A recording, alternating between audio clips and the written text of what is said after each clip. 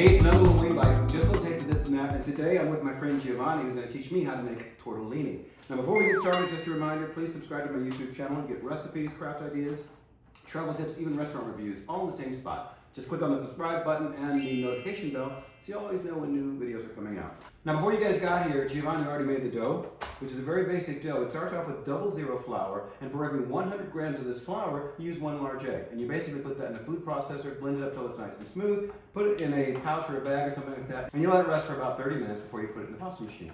Very basic. So, here we got the dough right here. Giovanni's making the filling. What's the filling you're making today? So it's 3 parts of pork tenderloin, 1 part of mortadella, 1 part of prosciutto, 3 parts of parmesan cheese, 1 egg, a little bit of nutmeg.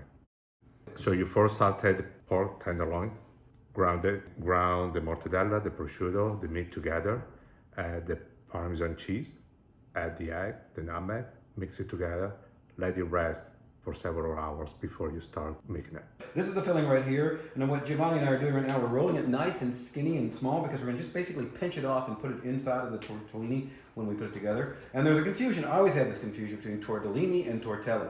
Tortellini is actually very, very small. In Italy, it's defined as the very small version, and the tortelli is the larger one. I think we get it confused in the US, or we just call everything tortellini. Bottom line is, make them really small like that, so you pinch off the filling as you put them in each one of the actual tortellinis, and you've got to do it quickly because the actual pasta dries out pretty quickly. So if you're going to make 3 squares out of the width of your pasta machine, you actually measure your little cutters to do that. So Giovanni's measuring, so he's going to be able to cut 3 lengths. That'll end up being 3 squares as a result. So that's the base. How much pasta do you put in the machine initially? I don't know, an handful. We're gonna start, see how quick we are, how the pasta is holding the texture based on the humidity of the dough. And like then we'll decide as we go along. And one of the things that you concern yourself with is the fact that you don't want the pasta to dry out before you're actually able to seal it. So that's one of the reasons to make a small amount as opposed to like be a huge amount and then have it start dry out and it doesn't seal. That's correct. Okay, cool. All right. So we're gonna start from the small one.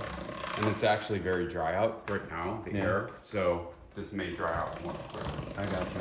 And what number do you ultimately end up on? Let's do this one, the next round, so I know exactly which one.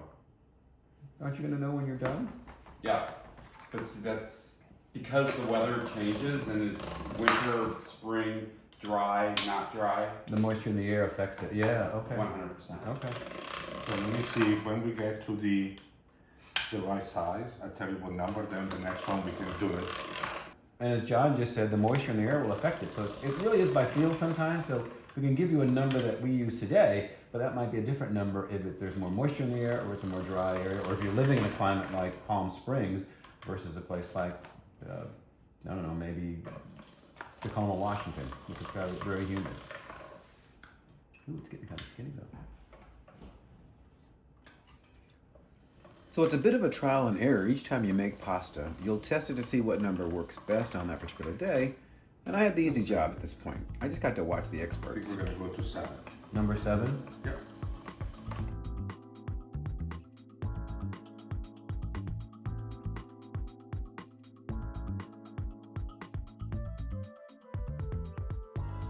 One more to number 8.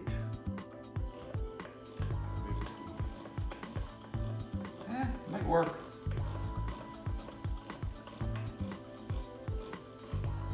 Perfect. This is good. Now let's see. Now the next step is to cut it into tiny squares. If you have one of these cutters, great, but you can also use a sharp knife or a pizza cutter. You'll cut the length first and then cut across to make the squares. Pretty basic. So now the squares are cut. As you can see, they're very, very tiny. And you're going to take these little logs that we took already. You're just going to pinch off a tiny, tiny little bit. It's hard to say exactly how much that is, but just take a look and see how small the little bits are they're putting on there. Tiny, tiny bit. But that's why you roll them into logs. It makes it a lot easier to just pinch off that amount. That makes it relatively consistent across all of them as well.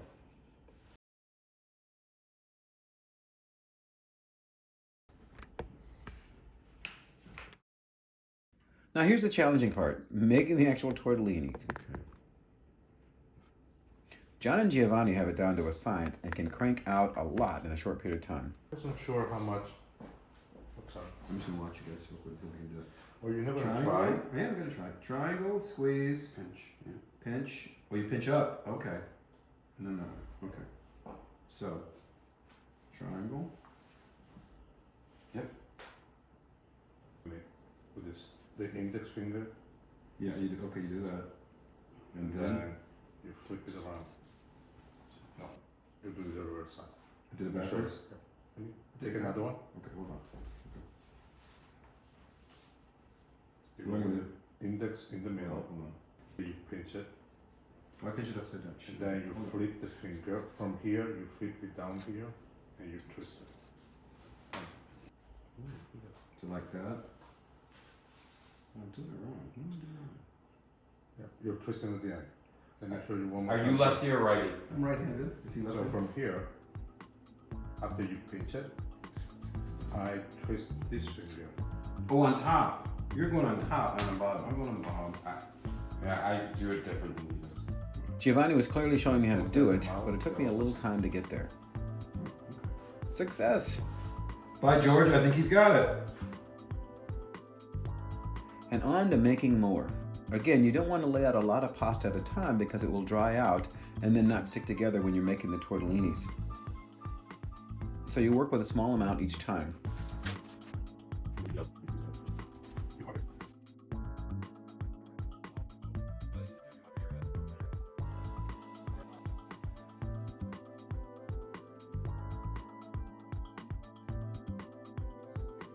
So fold it into a triangle, pinch the edges, reverse the hold in your left hand, and bring the edges together over the filling.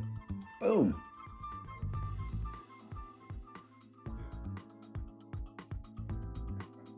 And then it just becomes a social event, chatting about this and that and everything else.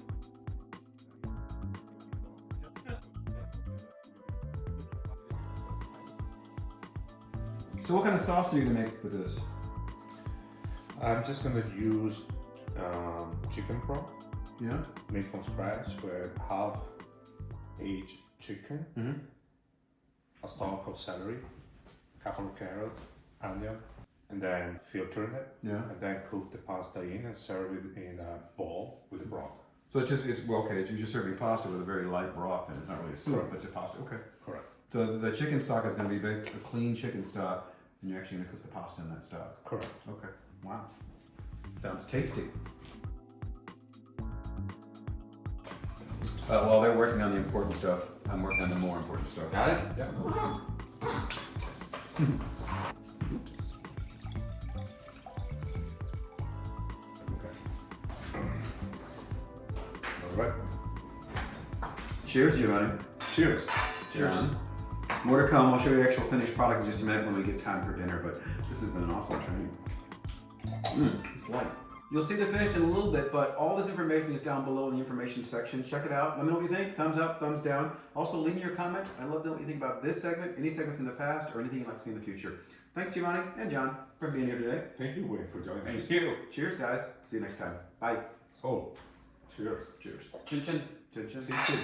Making a large quantity of pasta like this is really a fun activity. You can make it for one dinner or have friends come over and make a huge batch, then each person takes some home for their own meals. After we made them all, we had to figure out how to divvy them all up. That tray there is 130. Then this one's got 137, and this one's got 140.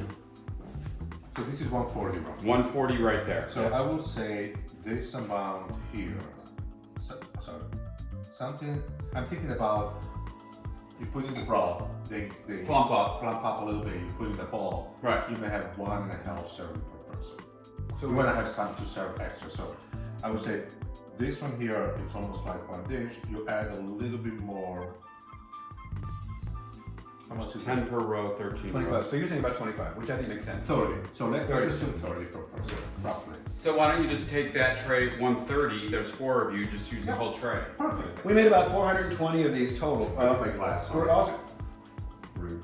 But we estimated it's going to be about 25 to 30 per person. So there's only be 4 of us for dinner tonight. So about 100 is all we need, which is basically one of these trays. And John's taking another tray home because he did a lot of the hard work as well. When he first started doing this, yeah, I know, right? When he first started doing this, he actually did 8 eggs, which is 800 grams. Again, number of grams per egg.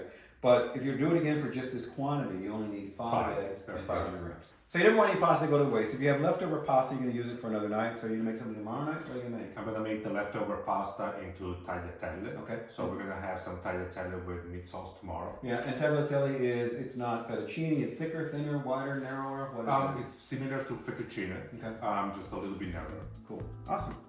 So to make the tagliatelle, Giovanni and John roll out the remaining pasta, but this time they dust it with flour on both sides to let it dry out on the board so that when they cut it, the pasta won't stick together, which makes it easier to store before cooking.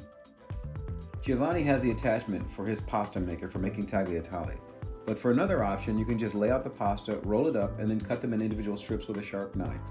Because it's dry, you can see how the pasta stays separated on a clean kitchen towel. So when it's time for dinner, Giovanni heats up his homemade chicken broth and adds about 25 to 30 tortellinis per person to the pot. The pasta cooks in just minutes and it's ready to eat.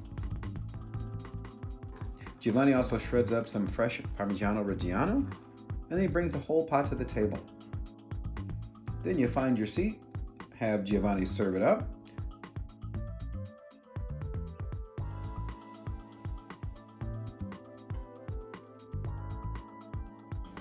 top it with the cheese, and just dig in. Boy, it's good.